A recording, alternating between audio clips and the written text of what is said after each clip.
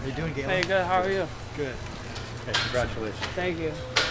Galen, first thoughts? I was just elated, you know. I mean, I really was coming in here and just looking at it as a great opportunity to, run a 10K and really just work on my tactics. You know, we didn't want to look at this as just a place to run a good time. It was more about what's going to help me for next year and what's going to help me in 2016. So that honestly was my biggest focus coming in, was just worrying about competing, where I was at, how I was going to finish. So, to be able to get the record on top of that was just a nice bonus. Did you think you were in shape to make this record? I thought I was, yeah. I mean, when I ran 26:40, it was 3 years ago. So, I know I'm a lot stronger. Our training has been much more geared towards 10K than 5K up to this point. So, I didn't really know what to expect coming in, but I knew that I had a great chance to run fast. So, You've had some iconic performances here. Where does this rank among all of them?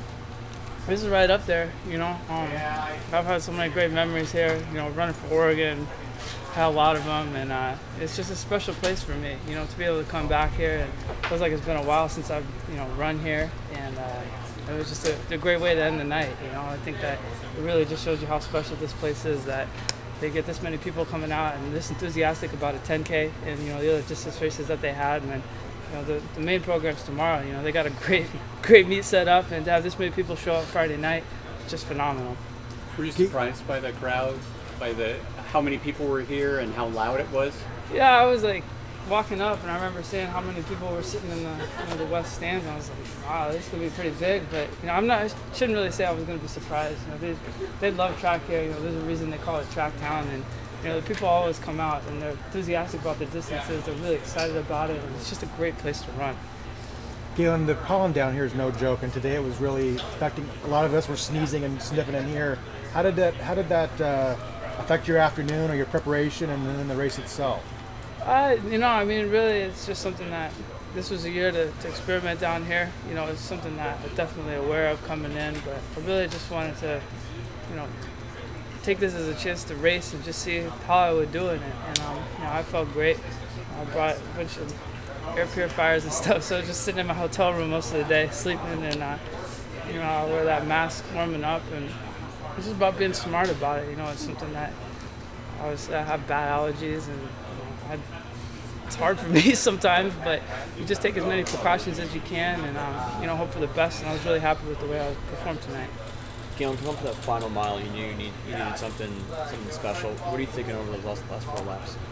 Honestly, I didn't really realize how fast we were running. I felt really good, and so I was just focusing about getting ready for the finish. A big last 800, last 400, because I knew those guys. It's a great field here, and they're no joke. At the end, and Tanui beat me in Moscow last year, so I know he's got a great kick, and I was really just kind of conserving as much energy as I could and getting ready for that final sprint.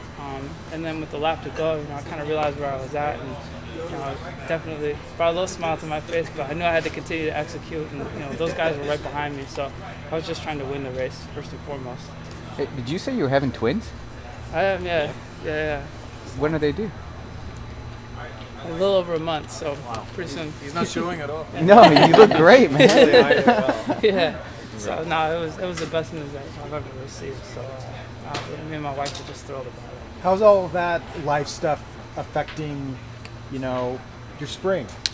It's been stressful at times, but it's been a real big motivator for me. Look at all my wife's going through and how well she's handling everything. It hasn't been easy, but she's been doing a great job, and it's really just motivated me to be disciplined.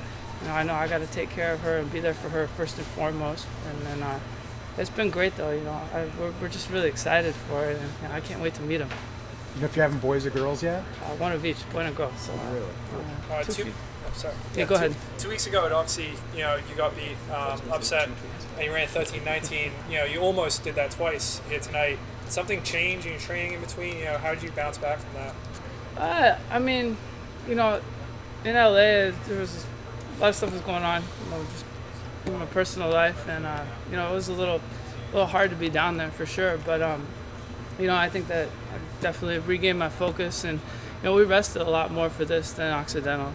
We've been training really hard. I took some time off after World Indoors and just needed to regroup a little bit and rest. And so, you know, not to say that we were rushed or anything, but you know, those extra 2 weeks were big. You know, I know I had to train hard and keep my eye on some of the later races, so we didn't necessarily rest for Occidental, but for this meet, obviously, we rested a little bit, and I felt great.